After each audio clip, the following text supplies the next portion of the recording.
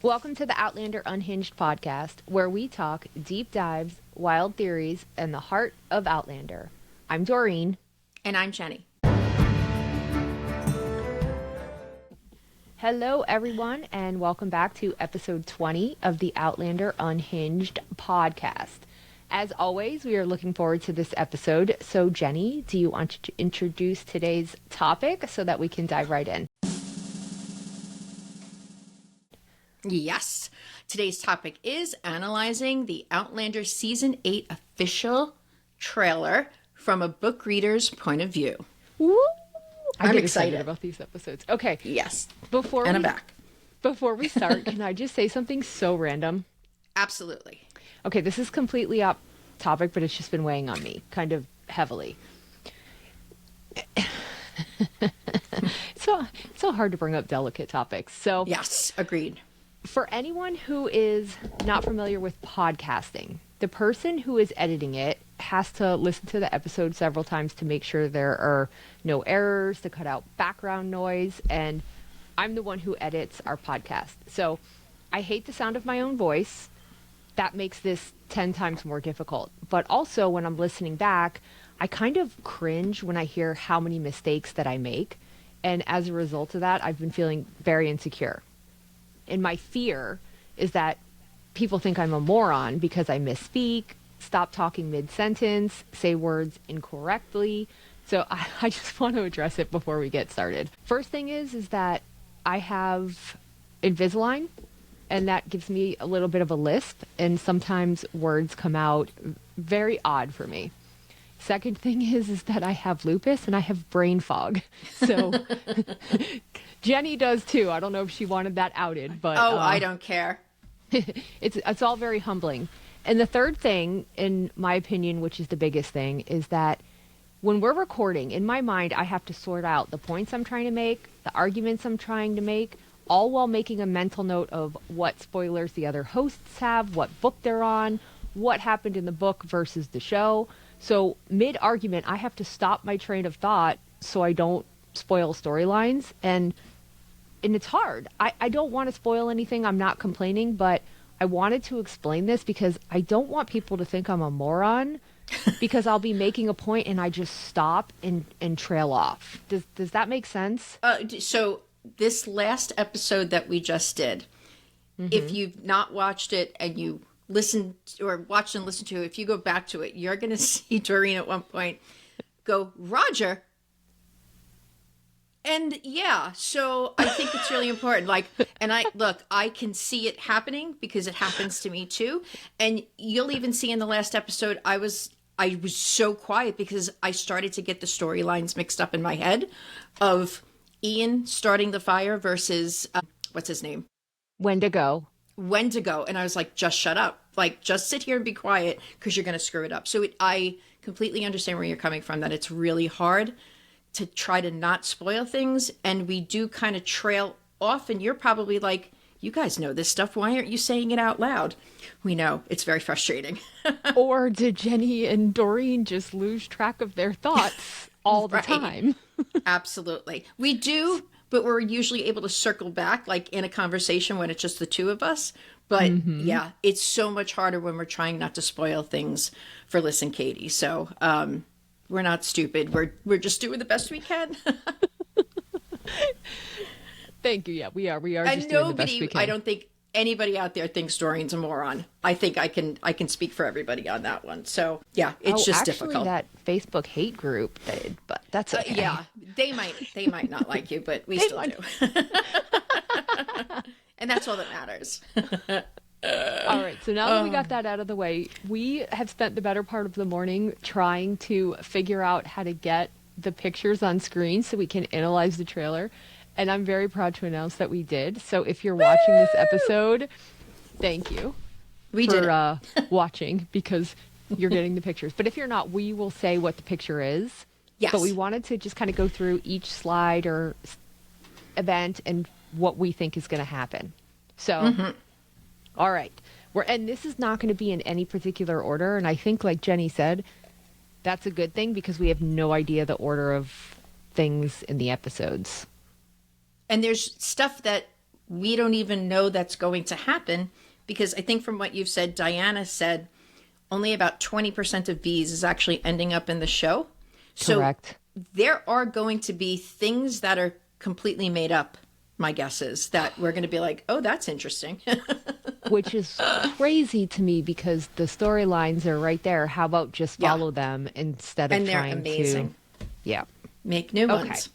Ugh. So this first one is not from the official trailer, but it's the first trailer that we got.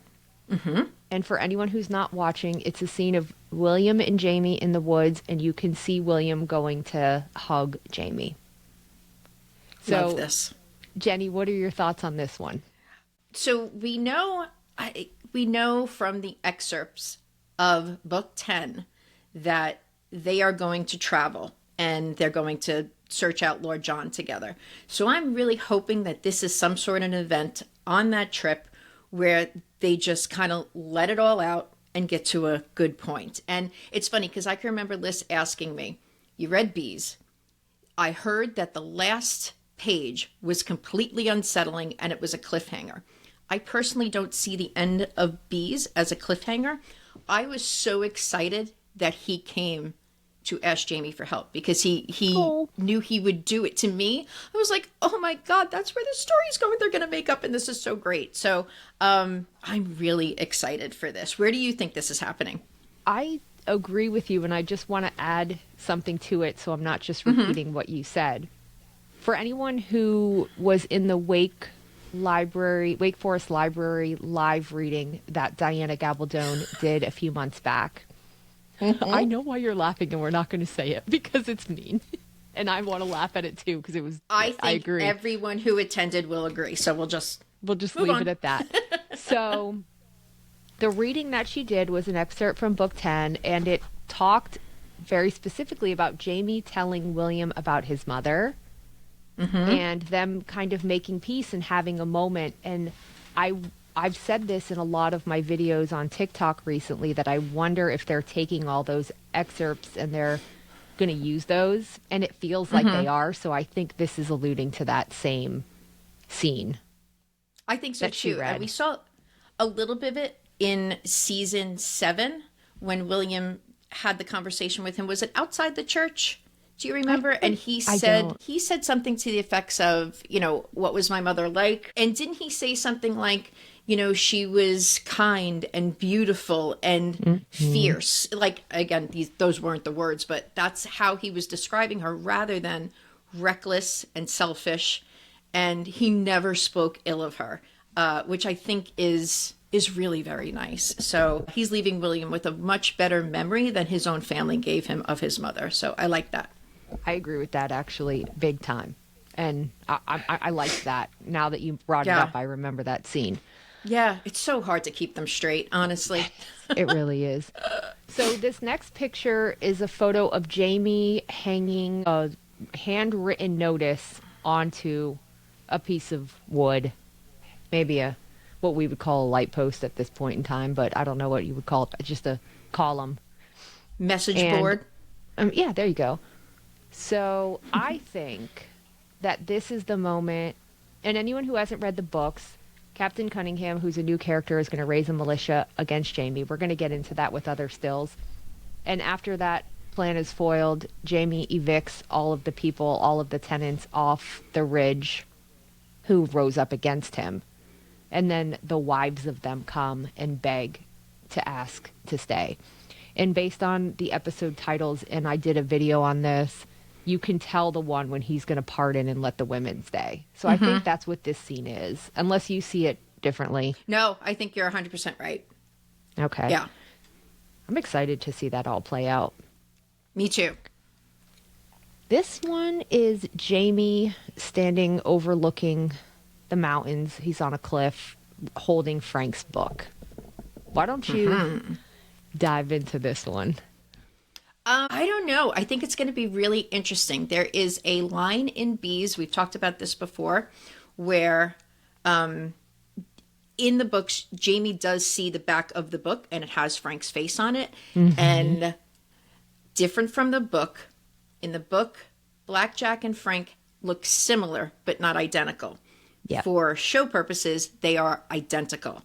So for Jamie, this must be completely unnerving. And they'll probably go into how Claire was not maybe happy in her marriage, and that how did you look at him every day, and seeing the face of Black Jack Randall, and maybe Jamie will understand that she did not go back to a happily ever after. As far as Jamie goes, though, in the book it says if he were to ever come back as a ghost, there are some people he would like to have them see his face to see their reaction.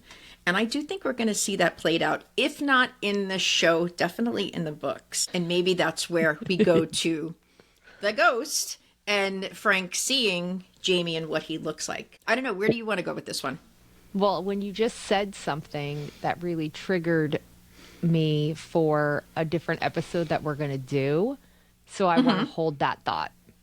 Okay. Until that episode, but I don't want to forget it. Okay. So I just have to make a mental picture. Ching. Okay. We've always got crazy notes written down. So this next picture is just Jamie reading the book. So I guess to just kind of add to what you said, and for anyone who hasn't read the books, Brianna brings back Frank's book, Soul of the Rebel. So many people ask me why Bree and Claire never read it.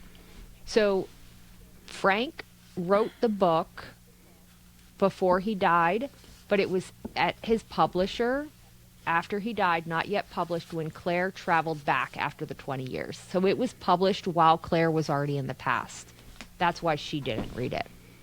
Brianna did read parts of it, and that's specifically how she knows where to go to get the ammo.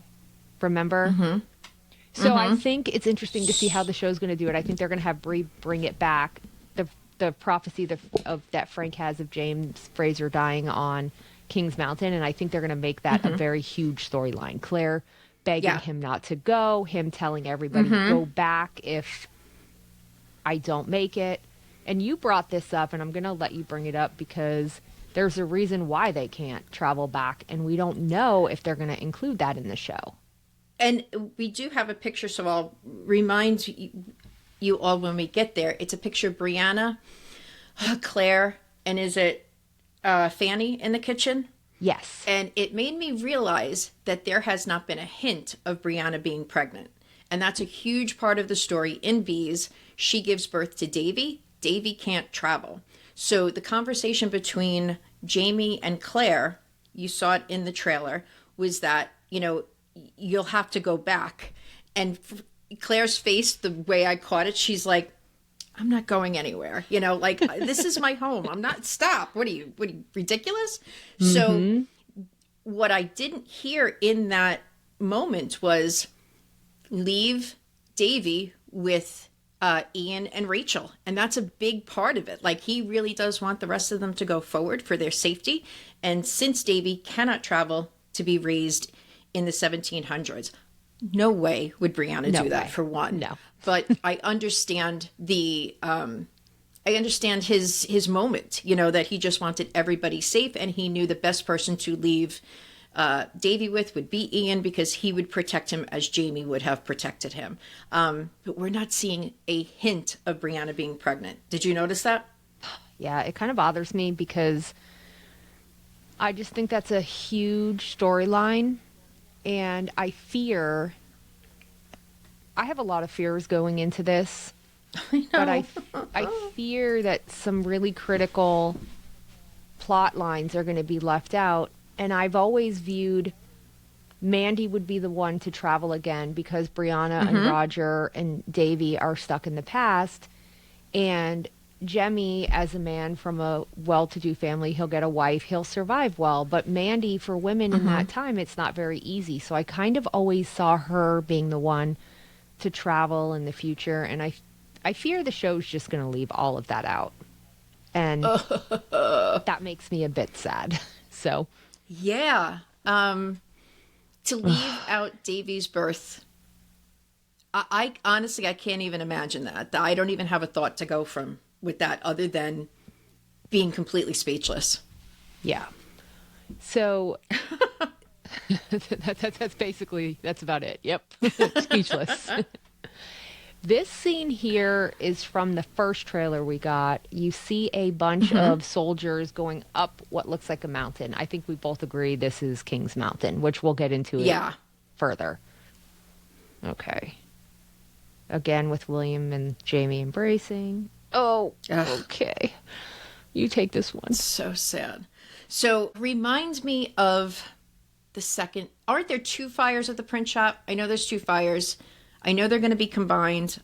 What was the other fire? Well, I guess we don't really know. Okay, so this photo that we're looking at is a fire that we are assuming to be Fergus, and we have a photo in here. Let me see if I can find it.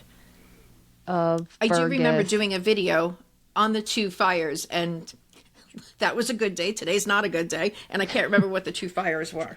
So the photo that we're sharing is the fire. Okay, so the very first fire that happens, Henri Christian, who is Fergus and Marcelly's son, perishes in the fire. And their son, Germain, is on... So people sad. are basically trying to bully, or I don't know the word I want to use, Fergus, because he's a papist, because he's a printer, he's doing all sorts of things. He's a rebel? He's smuggling, he's a rebel, yes. So the first fire that they set, Germain and Henri are trapped on the roof. And Marcelly, the twins, and Fergus get out. I think the twins are born at that time, Felice, and they are. And Germain is trying to get... He's unable to save Henri. He drops him. Mm-hmm. And he dies. That's right. He dies after the fact. So he perishes from being dropped because of the fire. And as a result of this, Germain gets left on the ridge, remember? And he thinks that Marcelly hates him. And then she sends that letter to him and how she misses him. They think that, and he goes back. The second fire is Roger and Bree and the kids are staying in that little loft at the print shop. Right. And Fergus and Roger go to meet with Percy. And that night, somebody sets fire to the back door. To the back door. Yep. See, so like, you just I remember remembered the most random thing. Yep. But, like, not the two fires. I don't know. and they all get out. But Fergus and Roger are talking, and in that moment, Fergus says, "You know what they did to my son," and and he's reminded of the first fire with Henri.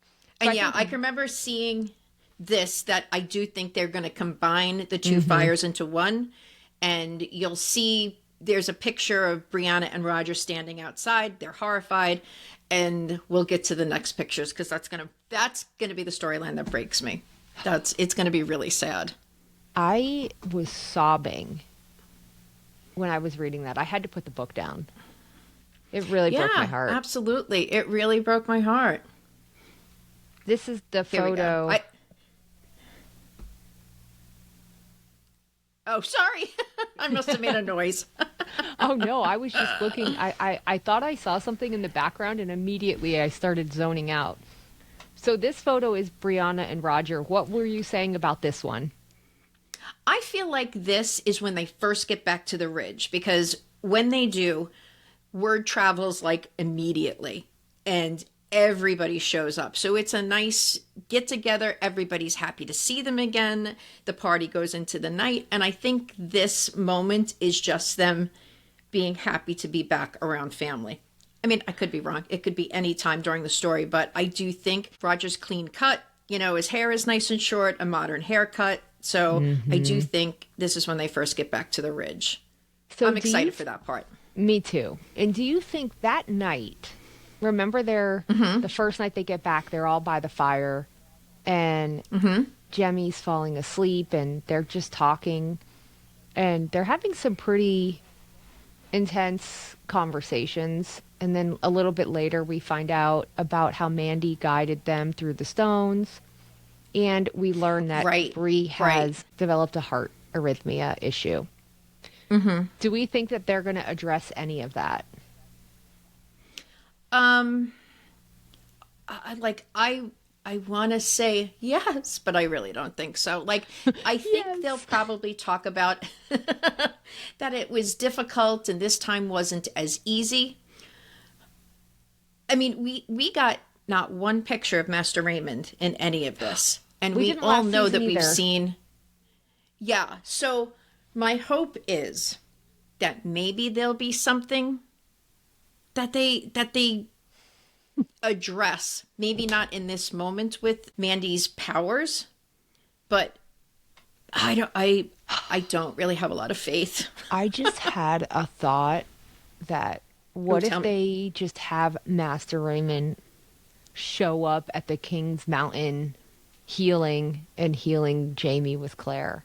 I will be so pissed. Because he said, I didn't come Yeah, I back for don't know. Claire. So what if he came back for Jamie? For Jamie, I would hate that. I don't think I would like that either because it takes away from Claire coming into her own powers. Mm-hmm. And that's not how the story. And look, there's things that I allow in my head, like, I understand they do this for time constraints. I understand combining the fires because to have two would take up too much screen time, blah, Agree. blah, blah. But like something changing a core point of these books of her and her powers, and to have him show up to do that, what if you're right? Oh, I would hate don't it know. so much. I would be like, Yeah. pop. That would be it. I would be done. I would say, stars, I do not care that you invited me to the premiere. I hate you. I'm speaking We're my done. mind. It's over. It's over. Our Oh my relationship gosh. is done. Toxic.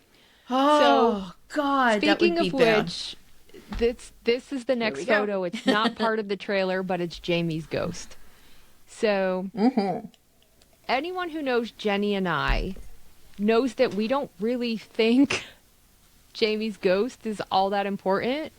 We kind of feel Diana just wrote it and it got away from her in the fandom. It got out of hand. Yep. So I have to preface this, and I'm doing air quotes for anyone who doesn't have a video. Show only. Show only. I think. I hate how much I say I think.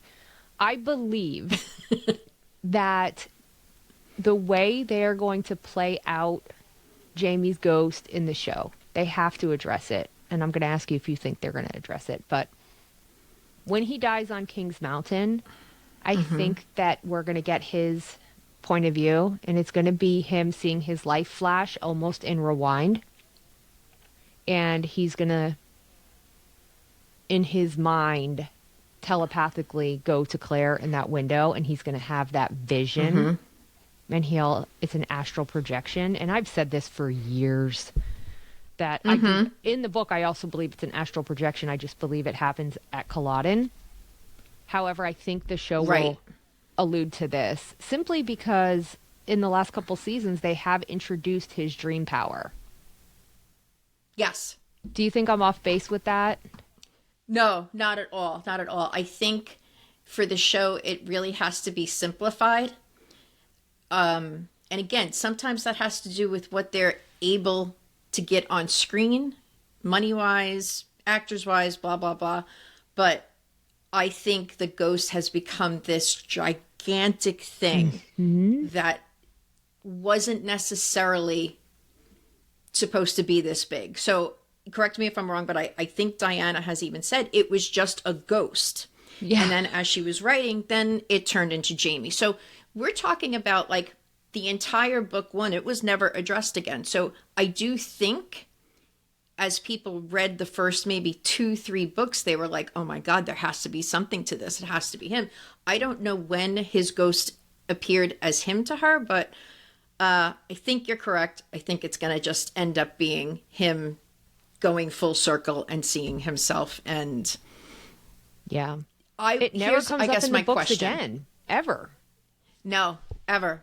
So do you think he'll realize he was there? I think it will be more for the viewer. I don't. I I believe that they will probably keep the conversations similar. So he was bit by a snake. He's up on the mountain for several days. Ian and Roger are up there with them. And I want to believe that they are introducing his dreams for a reason. So maybe when they're traveling back to the ridge, he will tell Claire, I had another vision of you in that electric light. And you were... Because he wouldn't recognize that as Inverness. He has no idea where it is. So you were... True. I was watching True. you in a window. Because Claire won't know either. Right. She only knows Frank thought he saw someone. It's really A ambiguous. ghost. So I do think that's how that That's will be true, wrapped too. up. Yeah.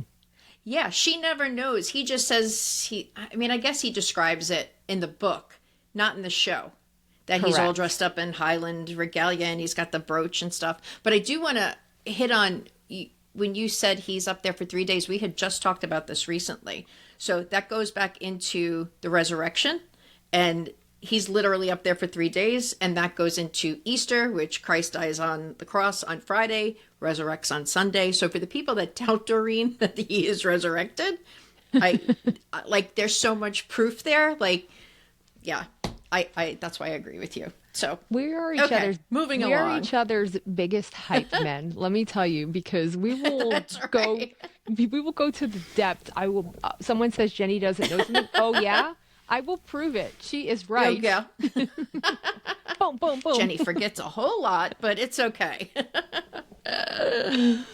And on to Faith. How are they going to play this out? Yeah, we have the photo of the locket. What do you think? Here's my thoughts on this. I hate it. So, this is really, that's the gist of that.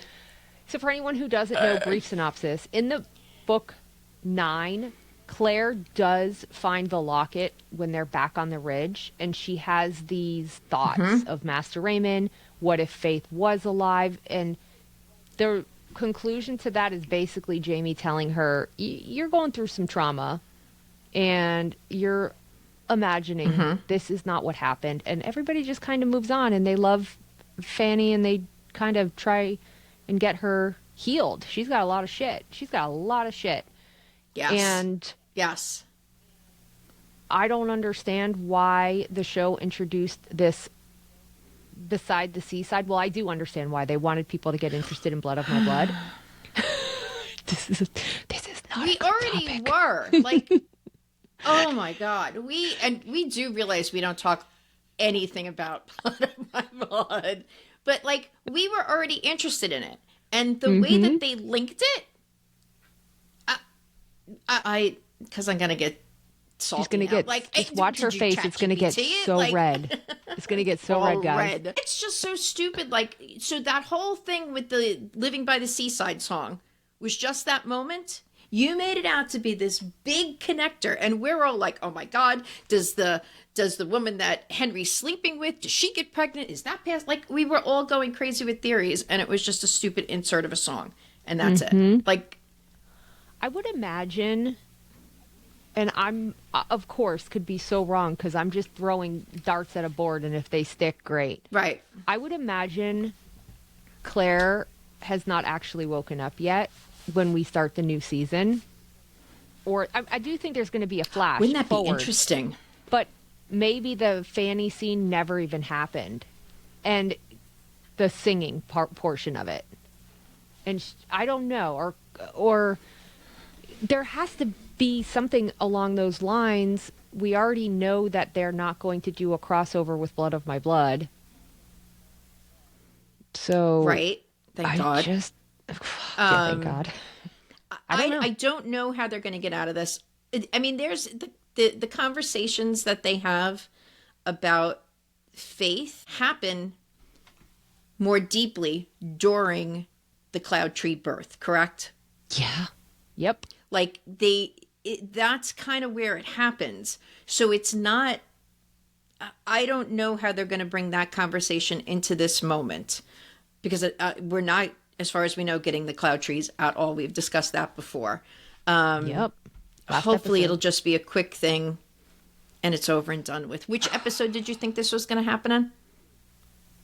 I think it has to be resolved very quickly. They have to get back to the ridge. Yes. You Right. know, I just... Do you think it's good? Do you think we're going to start at the ridge? I kind of do. I do. I think Brianna and Roger will return the first episode. Maybe we will get some flashbacks. Maybe... Okay. I really don't know. I really don't know. And it's interesting. I know. I wonder if you've thought about, and I've thought about this in the books particularly, Fanny actually being related to Claire, but in a different way. Right. Meaning that Fanny marries Germain, because they're very close in the books. They're older. And Yes, they are. that is the line that leads to Claire eventually. Though, Yeah, I mean, it even could go with Alice, but if they're not going to use Alice in the show, Alice would be the daughter of the Cloud Trees. Agnes. They still have Agnes, sorry. They still have to get back to England. So, in order for Claire to be born. I just have to tell you something. We are on the same page because I was about to say, unless, of course, Agnes is Claire's ancestor. And how interesting is it that Captain Cunningham and his mother are blue light Methodists, and they bring pregnant Agnes Cloudtree with them back to Europe where Claire is born. I'm just putting it out there. Book only. Book only. And that's so, like, you guys can see just in this moment, like, how hard it is to keep a spoiler from when you're talking about the book to the show. It's wildly different, and there's so many more pieces in order to get to the end of the story for it to make sense. Because we'll have an there's episode, a lot in here. For there's example, a lot in here. And it will be Jamie, man of his time or warranted. I can't remember the episode we did. I had to send my note to Jenny and say, what in this is spoilers? Oh, I can't expand on this. So it's really hard when you're having a debate and you have a great argument, but it's in a later book, so you can't use it. Man, this is pissing me off. And I don't want to complain because, oh my goodness, we love the synergy of the four of us in recording. That's our podcast. But I think that's why we've kind of broken it down to we have to have some book episodes where we can talk about the books. We just have to. Yeah, absolutely. Yeah. Well, fingers crossed they tie up that storyline quickly and we move on. We never have to hear about it again.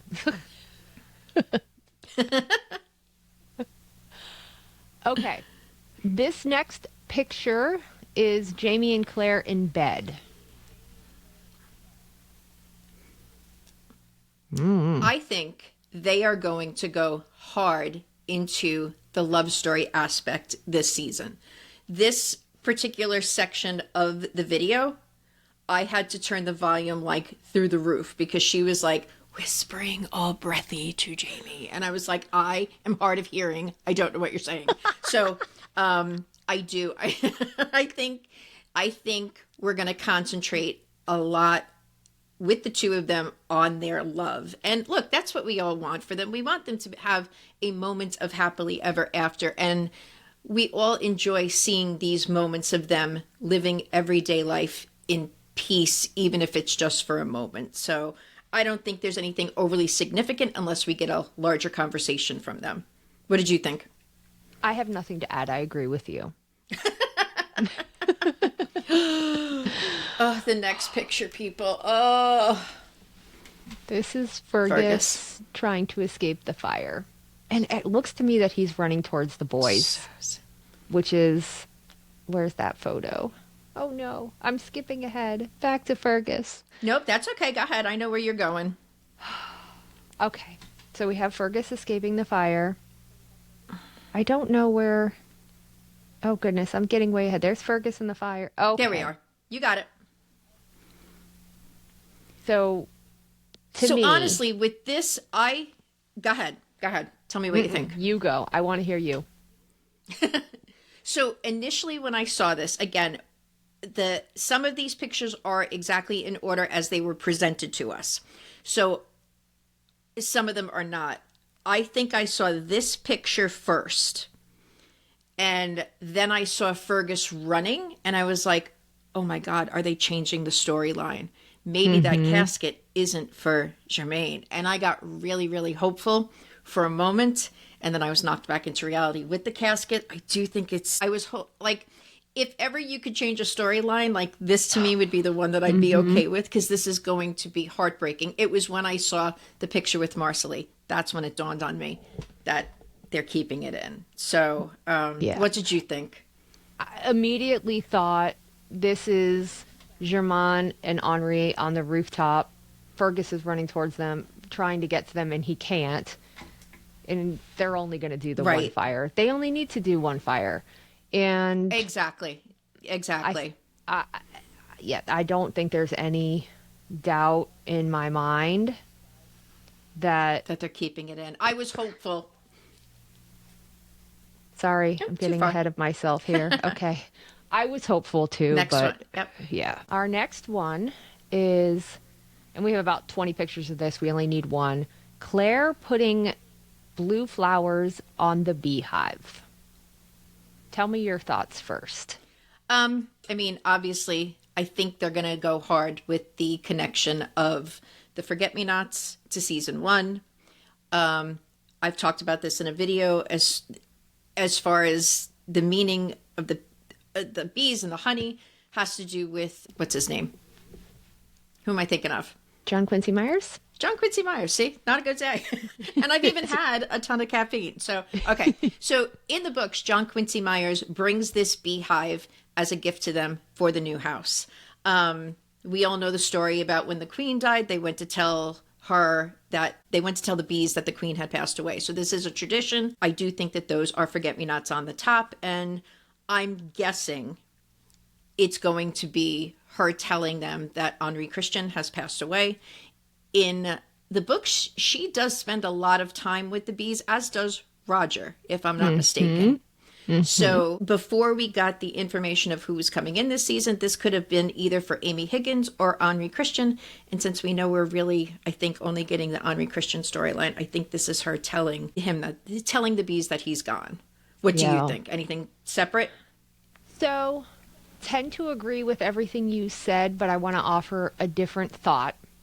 I had made a video about this and how I thought it was tying in the Forget-Me-Nots, and someone who is a botanist, I believe they said, and studies flowers, said that this was a bluebell. And I have seen a lot of discussion about it being one or the other. Go ahead. So why would they be in? And then I started thinking, well, Amy Higgins on the ridge was known for her garden, and she grew a lot of flowers. So maybe this is a flower including bluebells. They have the dog bluebell. And so maybe this was Amy's death and Claire was telling the bees of that. However, we were live the other night and we were with Liz and we said something about Amy Higgins and she said, "Who's that?" And I realized, I remember. Yeah, her name isn't even Higgins in the show. That's why Liz didn't remember her. And everyone in the comments was, "Oh, is that the woman that Roger was helping?" So I think in that moment, I realized how insignificant she is to people who only watch the show. Right. And I eliminated that from my possibilities. No, I think that was a good catch. Yeah. However, it could also be Claire letting them know of Bree and Roger's arrival. Because they're messengers of all sorts. Though, it's Diana's theme. We saw it in Bird in Hand, which is the prequel book, that Ned tells the bee of Seamus's death. So I do think you're right. And we can kind of... No, I like that, though. It would have been incredible to see the Amy Higgins storyline continue on. There's so much in the books. And I understand they're lengthy. We'll talk about down the road maybe getting more information out book by book. Yeah, so and we people are can doing really a series, enjoy. the characters of season 8 and who you'll be missing. So you just have to keep looking for those episodes because we are going through all the characters that are being missed. And I've had Yes. a wonderful time doing that series, quite Yeah, honestly. that's a lot of fun. Okay. This picture, Jenny found something very, very interesting in this photo. So I'm going to let her explain it. But it's a picture of Jamie and young Ian walking in the woods. Okay, so we had been talking about this very surface level just last week. And one of the things that I noticed, I couldn't make out that it was Ian at first. And then I zeroed in on his arm cuffs. And that reminded me that that's how he was dressing as a Mohawk. But then I was looking, and he's got on an English hat, and he's got on an English jacket, and he's dressed just like everyone else. And the difference is that in the books, even for Jamie, young Ian is dressed Mohawk all the time. All the time. His hair, his clothing, his speaking, everything is Mohawk.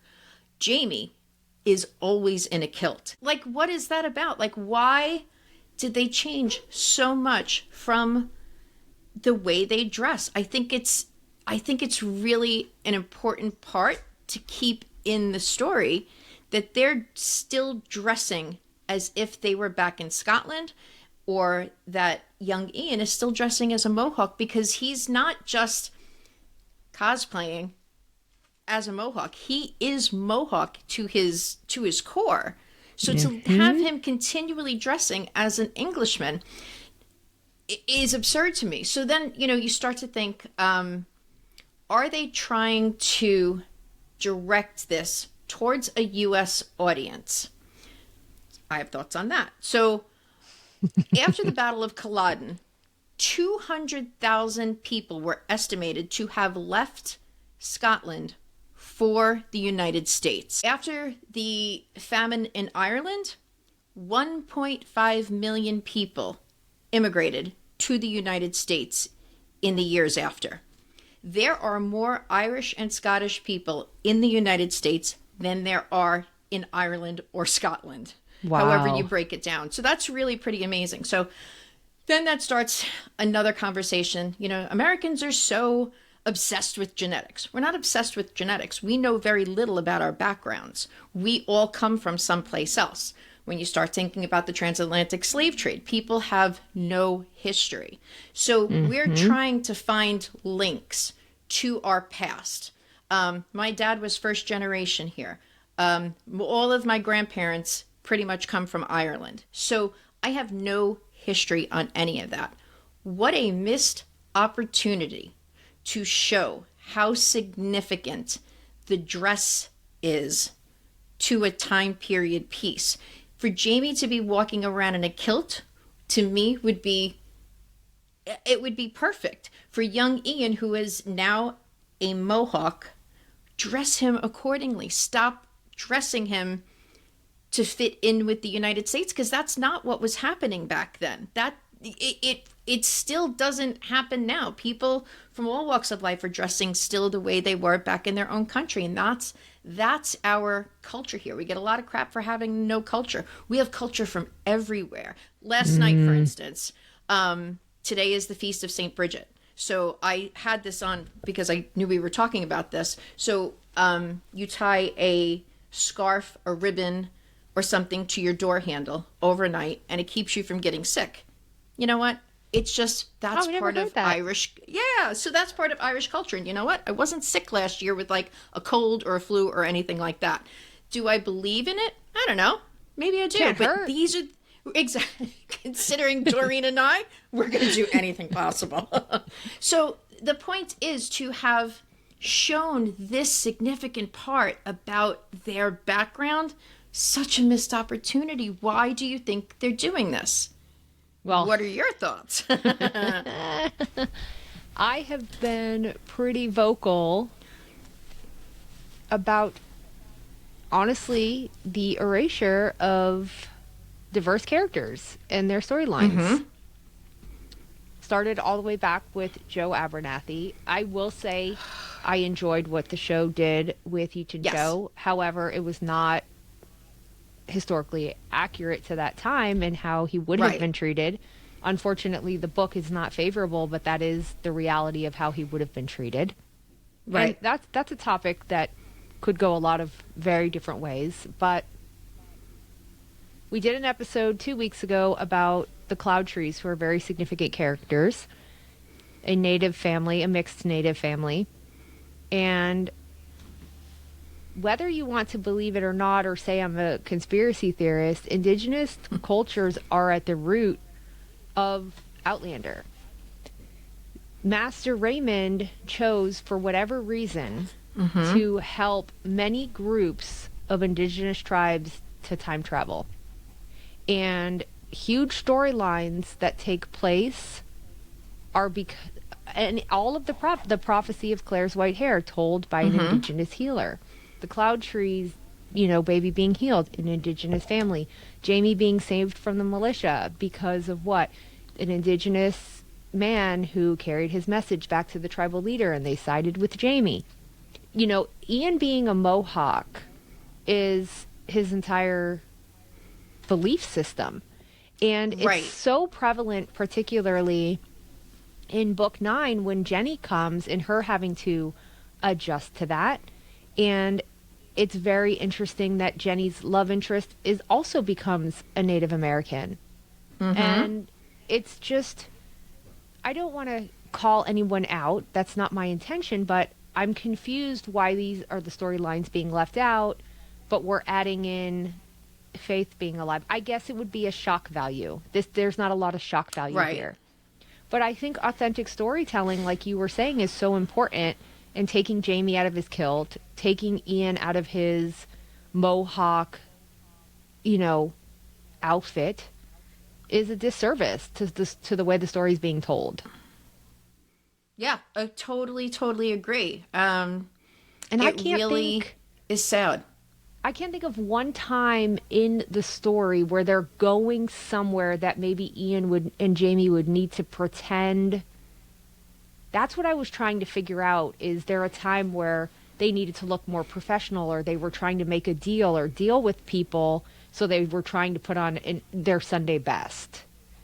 And maybe Ian wanted to tone down the fact that he was a Mohawk. So maybe they're going to find information about, they're trying to get information about Lord John. They're trying to get information about something. Maybe the sauerkraut storyline's going to be put in. I really don't know. Right. That's the only other thing I could think of with regards to this picture, is maybe it has to do with them trying to look upper class. Assimilate with what's going on for the moment. And I can see that happening.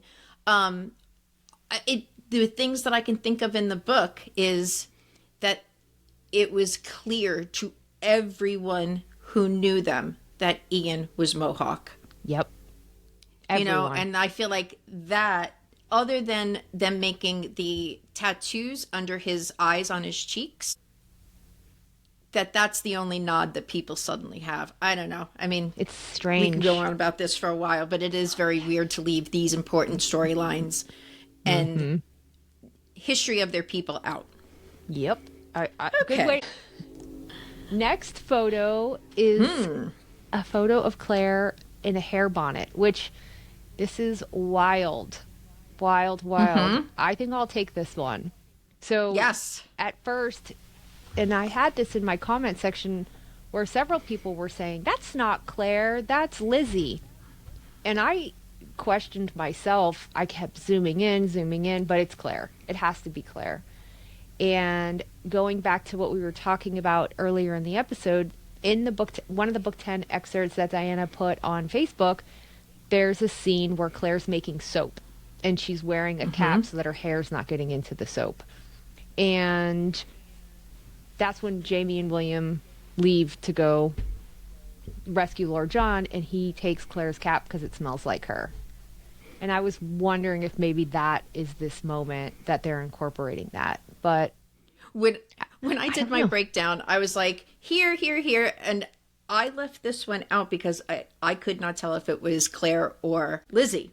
And I said at the end of my video, I'm like, I am telling you, go to Doreen's. I knew you were busy that day. I'm like, she'll have one up by tonight, but I guarantee you she'll find something that none of us have, and it's magical. And this was that moment. So I don't remember reading this excerpt. I don't really go on Facebook as much, but I do go in to check Diana from time to time.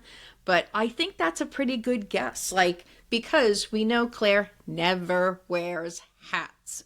Ever. Never. So for Never, that ever. excerpt to be out, and this scene, I think you're probably right. And I think it ties into something we're always talking about, how people say, is it that deep? Do you think Diana puts this much thought? Yes, I do. Yeah. Yes, I do. Oh my God. She made a point. Because we do try to disprove it. Oh, yeah. We try to debunk our own theories more than anyone will ever debunk us. Trust me when I tell you. Anything you can say, I've said it to myself 20 times already, so. Yep. Okay. Here is Fanny and Claire in the looks like the big house kitchen. Mm-hmm. What do you think this is She about? got so grown up, this young actress. Like, when I saw her at the one where they have of the kitchen table where everybody is at the table. Yeah. Now, I don't know that could just be a shot. I don't know that that's actually going to happen in the show, but I was like, who the hell is that? And she just, like, 2 years have passed, 3 years have passed, and she's grown up, and you get, like, I don't know. So I think this is the moment in the books where Claire is telling her, and I think we did get some of the speaking in this clip, that she does not have to be married off, that it may also be her having the conversation with Fanny, because Fanny's very flat when she talks about her previous life. And she'll just say the word whore out loud, not thinking that other people would be upset by it. So I do think it could be either of these scenes. I do think it might be where she's saying, you know what, certain things we don't talk about outside the house, and you've had a very different life than other people. Because if I'm not mistaken, the conversation with her never having to marry, Jamie was there too. Am I wrong with that? He was. And I think something also, obviously they left this out for time constraints, but Fanny she has a lot of issues with speech and talking in the books. Yes. Claire kind of rehabs She has a tongue her. tie. Yeah. And she's so fearful that Jamie and Claire are just going to get rid of her, and all she's worth is being a whore or being married off and used as property. sad. And Claire is constantly trying to reassure her that we love you and you that won't happen. So I think we probably will see a lot of that this season, like you said. Oh, okay. Ugh. This is just So Jamie with sad. the casket. I think this is Henri. I really do. Yeah. I mean, when we first saw this came out before the Henri pictures. We were hoping to get the storyline with Amy Higgins, but I think it's Henri. And this. Oh, we went through, we did do a lot on this already, The Soul of a Rebel. We did already talk about this a lot, but I just had to include it because.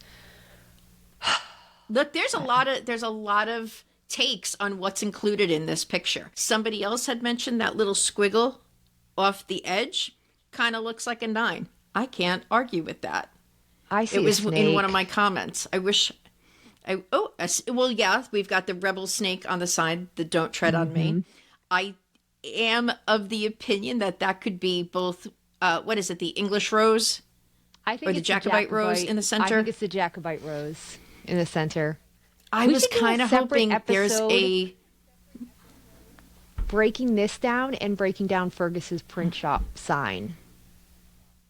Oh, that would be fun. That would be a fun That would be episode. fun. I think we already have some videos, but we're going to circle back. Okay. We're getting All right, into this it. is interesting. Okay. We've got William at a grave. Whose grave do you think, and what were your initial thoughts? All right, so my initial thoughts were maybe we do know he ends up in New Jersey looking for his cousin. Now, I had forgotten completely that he was grave digging, looking for his cousin. So my initial thought was, I wonder if he went up to New Jersey, and while he was there, he was looking for Jane's gravesite. Now, we do know that the Battle of Monmouth, the church that they were in, is not where she was buried, but she was buried somewhere else as a favor to Lord John, if I'm not mistaken, right? Does that Correct. sound right? Yep. We don't know where though. In another church area. But interestingly, there is a church. Now I'm getting different answers with Google, whether it's Manalapan, New Jersey, or I can't remember what the other town is. Doesn't matter. It might be Middletown, which is about 30 minutes from the site of the actual church in Monmouth that did burn down during the Revolutionary War. So that would be an author's trick as to why this burial site no longer exists, because it burnt down. So I thought maybe that was like a hidden thing in there. Like a But red then I was herring. reminded by everybody.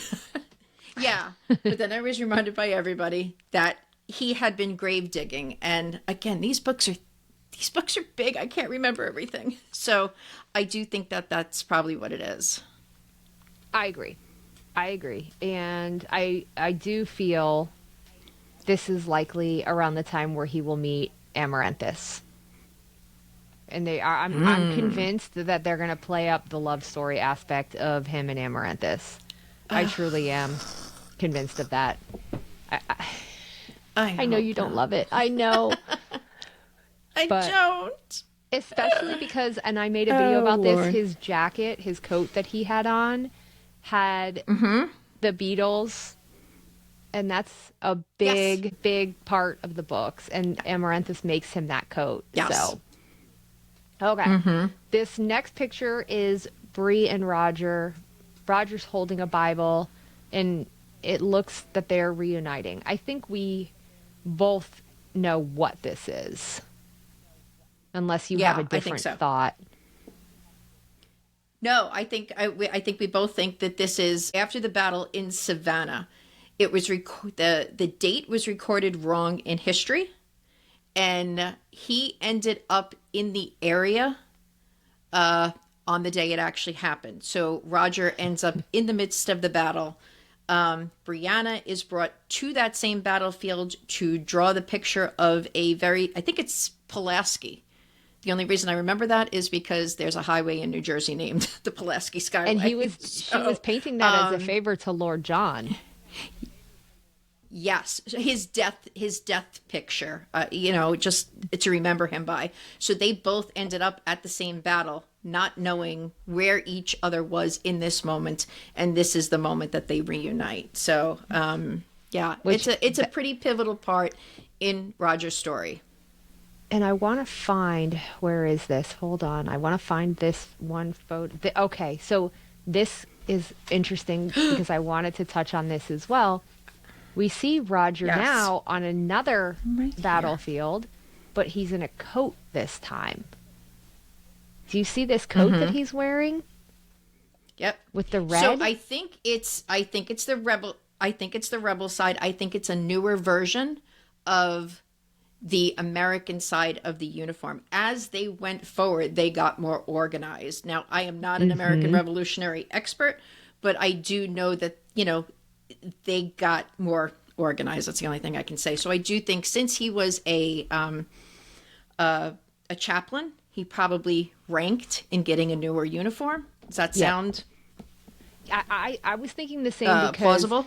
Yeah, so one of the things in the book is that Roger goes on to these battles and he, I guess, says their last rites. Would that be? He administers to the sick. There's actually no last rites in being a Presbyterian. Okay. Last rites is only in Catholicism. I'm not saying that there's not some version of it, but he is Presbyterian, right? So he's administering he's praying for people that are injured. Yeah. Yes. Okay. Exactly. So he is with a number of men that are passing on the battlefield. It was not even like planned to do that, but in that moment of this battle, he felt that was what he could do. And again, this is where Roger really begins to become a minister. And you remembered this story because I was like, this has to be a moment from the book. So why don't you explain this part? Well, I'm not sure that this is what that is. I think you're right. There's a scene in the book where there's a boy who is drumming. You know how sometimes they have banners and they come through with a horse. That's the concept here. He's a drummer. that's playing their war song when they're going into battle, and he's gravely injured. And it looks to me that there is a drum underneath this boy. So I don't know. That's the only. No, I think you're right. I completely forgot about this part. When we tell you bees is, there's so much information, although this technically happens in which Written book in My is Own 8? Heart's Blood. Yeah. I mean, there's so much info in 7, 8, and 9. This is where the meat of the story really picks up. So there's a lot to remember. Mm-hmm. Okay, so then we have this photo of Claire's very bloody hands. Mm-hmm. I feel like that's the floor behind her. What do you think? You think it's the floor of the big house? Or what do you think it is? I went back and forth because it looks like wood planks. Mm-hmm. But it also looks like trees. Oh, I could see that. I can see that. With fog. Mm-hmm. I think we both agree what it is. King's Mountain, or after King's Mountain. Yeah. When she heals Jamie. Because the interesting part, we've done so many episodes about this, we don't have to keep talking about it, because it drives us crazy how they're going to show Claire having a musket ball in her mouth. They probably won't. That's how they're going to address it. I can remember having a conversation with Caitlin, and she hadn't remembered this one scene, and I'm like Claire was writhing on his body, and then there was a musket ball in her mouth, and she's like, "What book are you reading?" And I'm like, "No, I swear to God, go back and read it." Because again, it's a lot to remember, but like I can remember it. I was in the car and I was listening to this for hours, and when I got to this part, I'm like, "What the hell is happening here?" But so, how do you get that on screen? You don't. They can't. Like I think it's, and we've discussed this before. We think this is going to be like just very precise surgery, unless you are correct that Master Raymond shows up in this moment, or we see Claire looking up to a very blue sky, and then we see the bird, and it alludes to her powers. The bird that we saw when Raymond healed her, when she was having the dream. I don't even want to talk about this anymore. I'm getting so mad. I just get so mad. Because there's so much that was left out that makes us excited to talk about it. Mm-hmm. And it's missing. It's missing. Very sad. It's sad. Yeah. When I think about, before we get into this next picture, when I think about show watchers never meeting Sylvia Hardman, never meeting never knowing the real storyline of Totus, we're going to get to that actually. Oh. And never meeting the Sachem, we're definitely going to get to that. It just makes me sad. It makes me so sad. So yes. Yeah. This photo that we have here is Jamie and Claire with Ian, Rachel, and their baby, which I cannot wait to see their baby. Alludes to a couple things. One, there's obviously a big time jump of at least 9 months because she has a baby. Yeah. I think this is the moment where they see Bree and Roger coming up the hill. I agree. Absolutely. Okay. Like, let's just go stand out on the porch. Oh, hark. There's our daughter and her family. No, I thought you were going to say, "Oh, hark, the air old angels sing." Where are we going with this? Oh, my Lord. There's quite a few photos of different, I guess we could call them base camps. I think this might be at the foot of King's Mountain, but it could also be any of the battles that Roger's at, or whatever. Where's this photo? Where is it? It's very hard to find these photos, okay? I just realized we haven't touched on half of these topics. Whatever battle this is that William is fighting in. I don't know. And if it's the last we saw for the show is that William will no longer fight. That was the deal that was made, that he would step away. It could just be a random battle. He passes on his way to New Jersey looking for his cousin. This I think we know exactly where this is going. So let's start with. You're fine. I just love this photo. This is Jamie having someone in a chokehold. And because we read the book, I don't know how anyone who only watched season 7 would recognize this as Percy Waywright, but okay. This is Percy Waywright, aka Bisham. This is a huge character, very huge character. And it will be interesting to see how the show tackles this. We do see that obviously he knows where Lord John is, same as the book, because Jamie and William are trying to get information out of him. That's how I take this scene. Mm-hmm. You agree with that? Absolutely. All right, the next photo we have, I think you talked about this one earlier, is Brianna. And I don't know what is going on here, but I have some thoughts. I think that this is going to be the introduction of her heart condition. And she's in AFib in this scene. Interesting. Storyline in the book is Brianna gets commissioned to paint a portrait. Mm-hmm. Or draw a portrait for a friend of Lord John's. And that's why her and Roger travel to Savannah along with the guns. And that should be in Sauerkraut and what's the name of that episode? It's the same in the book, the chapter.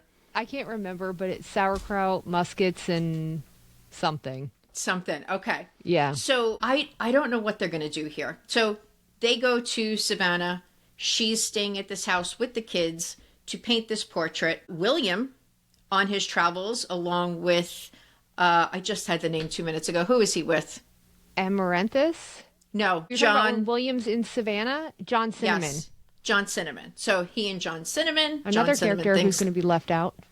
And John Cinnamon thinks his father is Lord John Grey. That's a whole nother story. That's a whole nother story. So another example of Lord John inserting himself where he doesn't need to be. Poisonous mushroom, must I remember? So she's there.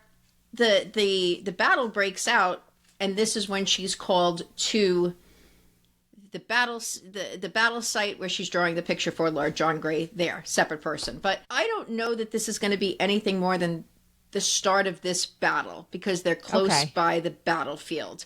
It does look like the building back there. Because the introduction of her heart condition happens first right on the ridge. Stones. But then when they are traveling to Savannah, they're next to a creek, which we've talked about this before, because I think the water has something to do with it, with her, that she's by water when this seems to happen. And she finally lets Roger know that she's got something going on. So I have no idea what they're doing. In this moment, I just realized what this is. Because look at the building in the background. It's the same color of the Philadelphia where we think the print. Yes. We don't know how where the fires are gonna be, really. Okay. Who knows? They may change it all. Next one we have is Ian and Rachel. And Ian is giving her a kiss on the forehead. And there's another photo that they had given us of Ian and Rachel in a buggy. You know how I feel about that one. I want that to be so true. Take that one. This came out in the earlier trailer, and I just don't know specifically what it is. We just had a conversation. We've been having some technical problems today. That there is a part in the story where they're talking about Ian's previous wife, and Rachel she's trying to overcome her insecurities, knowing that he's been married before. Could it be this? Could she be crying so hard? I don't know. Might be. It could be Henri Christian's death, and they're just reacting to it. I feel like we have no idea where they are in the story with this, so it could have been that. But the other picture is the two of them in the carriage, and in the books, there is a big battle up north that a number of Mohawks are killed in, and Ian gets word that his wife may not have survived it. So along with his mother and Rachel, and And was the baby there too? Yeah, the baby's The there. baby. And this is where they meet the sachem. So it's Rachel, Ian, the baby, and Jenny. Jenny. They head north to go find his wife. And in the story, I'm praying this works out because we have heard nothing from the young actor's dad. He's also on TikTok. He goes by the handle Smudge the Blades, and he's been so quiet. They bring Totus, that's his name in the books, Swiftest of Lizards in the show, and they bring him back to the Ridge, and they all live there. And it's like, I got goosebumps just telling that little part of the story. I love this part of the story. That's my hope with that wagon scene, that's where they're headed. It doesn't have to be a big storyline for me. Just give me a little hint that they're all in the wagon and they're on their way home, and I'll be thrilled. So, what did you think with this kissing scene? It's interesting to me because I don't know what that is. I agree with what you're saying. Those are really the options. It could be anything. Could be flashbacks when she gives birth. I have no idea. However, it's weird. I agree with you, and I don't want to just repeat what you said. This storyline is so heartwarming, and it's so... Also, when he travels north is when he gets back in contact with Sylvia Hardman upon Jamie's request and brings her back to the Ridge. That's, again, another Indigenous storyline with her husband, but I digress. Yep. However, I'm thinking about in Written in My Own Heart's Blood or Bees, I can't remember which book it's in.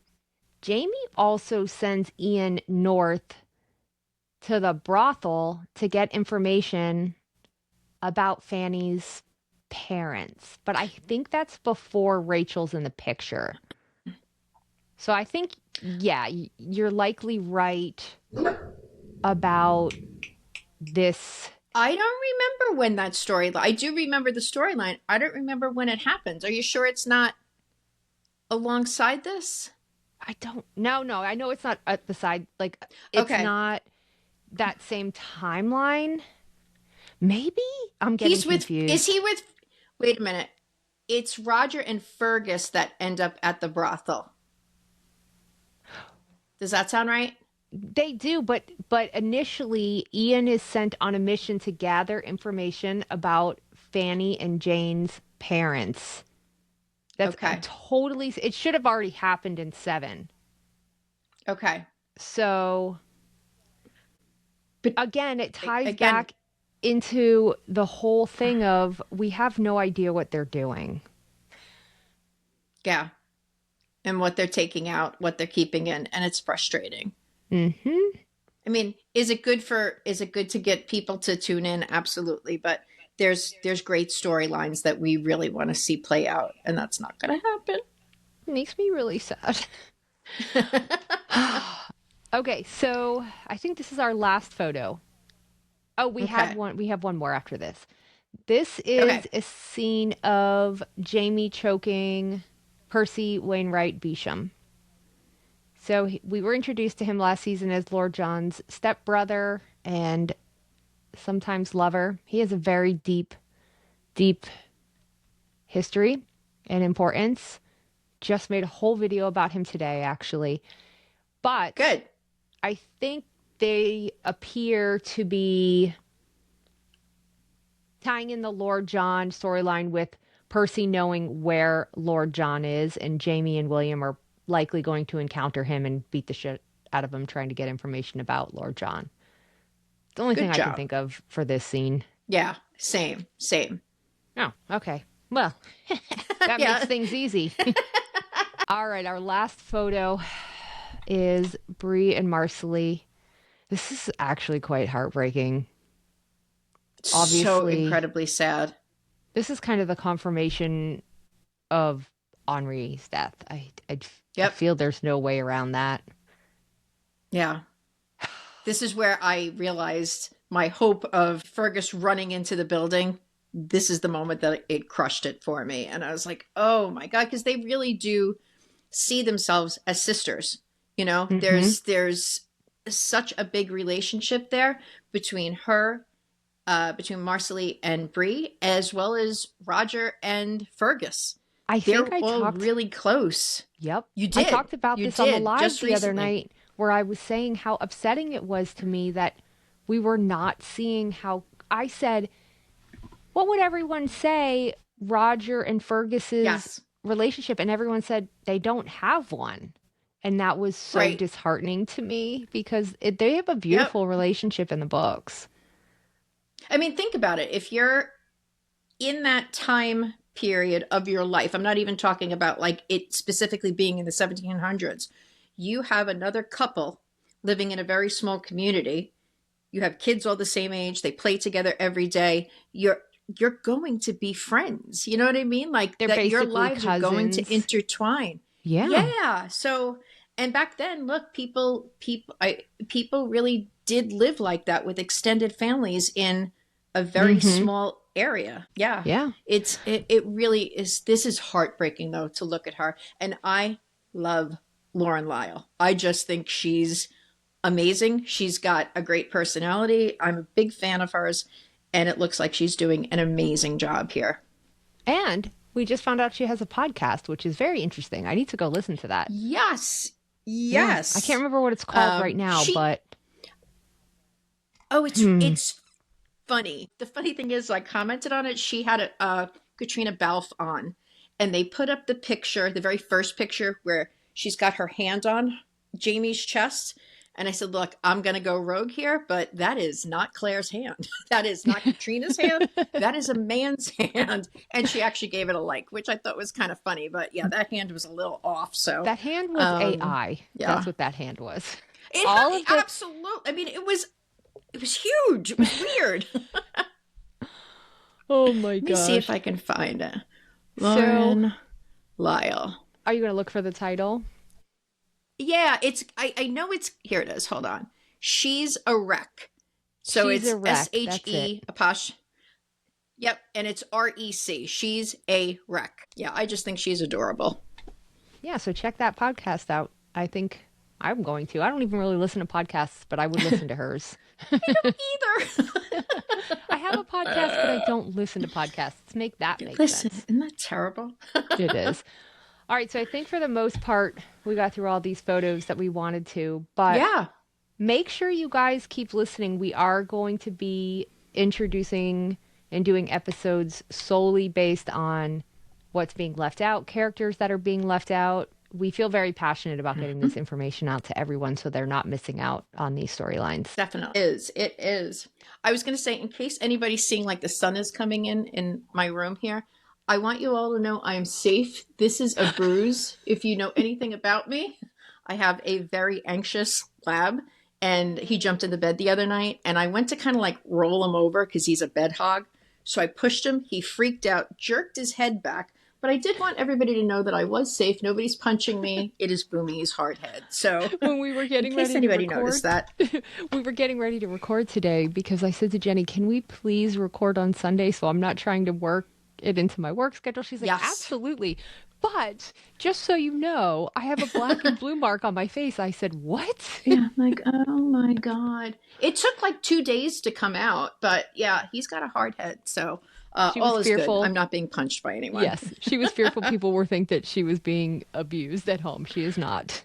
Exactly. No, it's only Boomy. It's all good. So I don't know. I hope you guys enjoyed that episode. How do you want to end? Until next time, stay Outlander unhinged.